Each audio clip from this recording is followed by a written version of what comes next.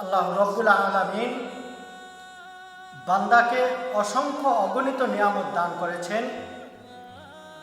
তার মধ্যে অন্যতম শ্রেষ্ঠ একটি নিয়ামত ঘুম।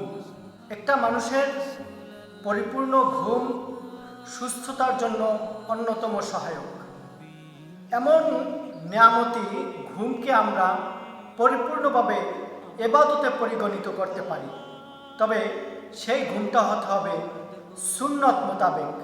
আল্লাহ এবং তার রাসূল সাল্লাল্লাহু আলাইহি ওয়াসাল্লাম যেভাবে ঘুমাতে বলছেন সেভাবে যদি ঘুমাতে পারি, ইনশাআল্লাহ তাআলা সেই ঘুমটা হবে আমার জন্য একটা পরিপূর্ণ ইবাদত। আসুন জেনে নেওয়া যায়। আমি যখন ঘুমাতে যাব ওযু করে ডান কাত হয়ে ঘুমাবো। আমার বিছানাটা ঝেড়ে নিব।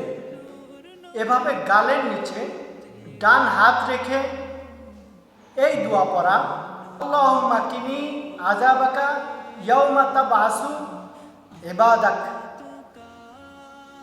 এরপরে ঘুমের দোয়া পড়া, আল্লাহুম্মা বিসমিকা আমুতু ওয়া আহইয়া।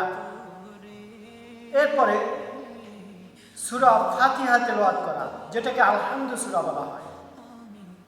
এরপরে তিনবার করে সূরা ইখলাস, সূরা ফালাক এবং সূরা নাস তেলাওয়াত করা। এরপরে যদি আয়াতুল কুরসি জানা থাকে, আয়াতুল কুরসি পাঠ করা। এরপরে সূরা মুলক যদি জানা থাকে, সূরা মুলক তেলাওয়াত করা। হাদিস শরীফে এসেছে, যে ব্যক্তি এশার নামাজের পরে সূরা মুলক তেলাওয়াত করবে, আল্লাহ তাআলা এর উছিলায় তার কবরের আযাবকে মাফ করে দিবেন। এরপরে সূরা বাকারার শেষ 2 আয়াত তেলাওয়াত করা। এরপরে কয়েকবার দুরূদ শরীফ ও কয়েকবার ইস্তিগফার তেলাওয়াত করা, অতঃপর জিকির করতে করতে ঘুমিয়ে যাওয়া।